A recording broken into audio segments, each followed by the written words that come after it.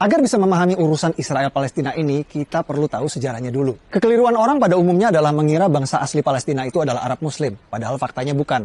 Palestina berasal dari kata Filistin, dan berdasarkan keterangan yang saya dapat di Museum Filistin di sini, bangsa Palestina berasal dari Pulau Kreta di Kepulauan Yunani.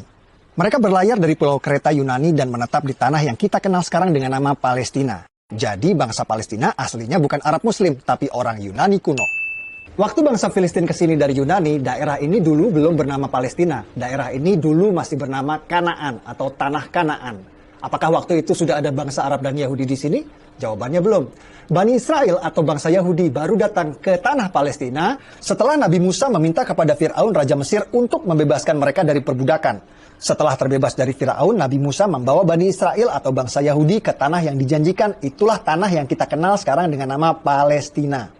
Setelah terbebas dari Firaun, Bani Israel Yahudi hidup di tanah Palestina ini turun-temurun selama ribuan tahun, mendirikan kerajaan Israel yang raja-rajanya tidak asing bagi kita. Salah satunya Raja David, atau yang kita umat Islam kenal dengan nama Nabi Daud. Siapa yang tidak tahu cerita Nabi Daud? Ia mengalahkan raksasa bangsa Filistin bernama Goliat hanya dengan sebuah batu.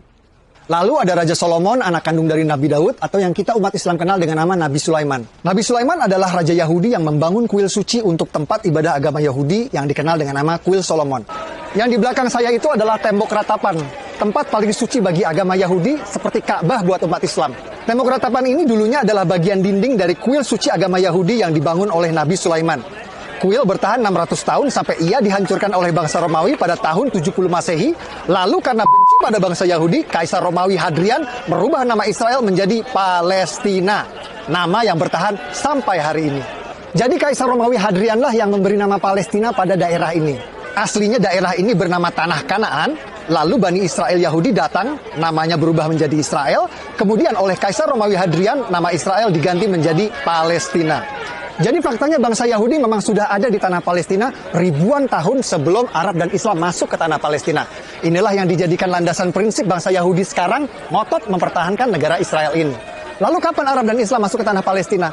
Arab dan Islam masuk ke Palestina saat Khalifah Umar menaklukkan Yerusalem Al-Quds pada tahun 638 Masehi. Tempat ini bernama Umar bin Khattab Square atau alun-alun Umar bin Khattab. Dinamakan untuk mengenang Sang Khalifah Umar yang menaklukkan Yerusalem Al-Quds pada tahun 638 Masehi. Guys, hari ini kita bersama Dr. John Seligman, sejarawan, arkeolog, ahli situs-situs purbakala bergelar Dr. S3.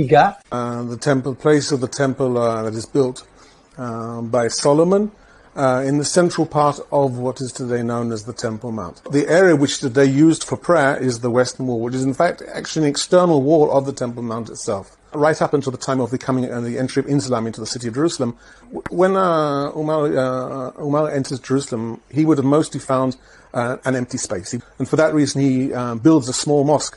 We know quite clearly the development of the two major structures on the Temple Mount, one being the Dome of the Rock, and the other one being the Al-Aqsa Mosque. Both were built by the fifth Caliph, Abdul Malik. Those buildings are later than the time of the arrival of Muhammad.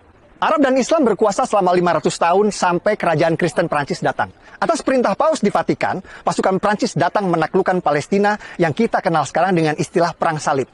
Raja Kristen Prancis mendirikan kerajaan Yerusalem dan berkuasa di Palestina selama 100 tahun sampai akhirnya dikalahkan. Setelah 100 tahun, akhirnya Prancis menyerah pada pasukan Raja Salahuddin Ayyubi yang berhasil merebut Palestina kembali ke tangan Islam. Ottoman Turki kalah di Perang Dunia I dan dipaksa menyerahkan sebagian besar wilayahnya kepada negeri pemenang Inggris dan Prancis. Provinsi Suriah dan Libanon menjadi milik Prancis, provinsi Palestina dan Jordan jadi milik Inggris. Inggris mengganti nama Palestina menjadi British Mandate Palestine. Lalu Perdana Menteri Inggris langsung mengambil inisiatif mendukung pendirian negara Israel di Palestina lewat deklarasi Balfour yang berbunyi, "Pemerintahan Yang Mulia Ratu Inggris mendukung pendirian rumah nasional untuk bangsa Yahudi." Pada tahun 1947, Perserikatan Bangsa-Bangsa PBB menerbitkan resolusi pendirian dua negara di Palestina, negara Yahudi dan negara Arab.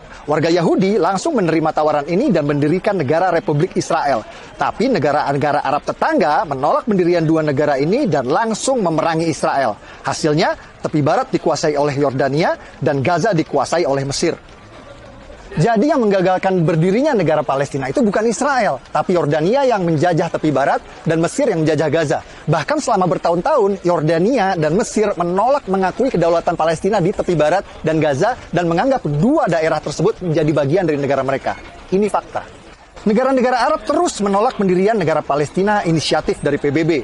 Dan pada tahun 1967 kembali menyerang Israel di Perang 6 Hari yang dimenangkan oleh Israel. Kekalahan ini malah membuat tepi barat dan Gaza kini dikuasai penuh oleh Israel. Bahkan saat Yasser Arafat, pemimpin Gerakan Pembebasan Palestina PLO, sepakat perjanjian damai Oslo yang akan mendirikan negara Palestina berdampingan dengan Israel ditolak oleh partai oposisi Hamas yang membuat pendirian negara Palestina kembali gagal.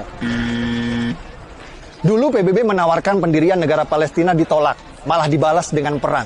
Lalu Amerika menawarkan pendirian negara Palestina kembali ditolak. Sepertinya perdamaian memang sulit tercapai di sini karena setiap ada upaya menuju perdamaian selalu ada pihak-pihak yang berusaha untuk menggagalkannya. Tahun 2007 saat Presiden Palestina Mahmud Abbas sepakat dengan solusi dua negara, oposisi Hamas malah sengaja menembakkan roket-roket ke Israel sebagai tanda mereka menolak solusi damai tersebut.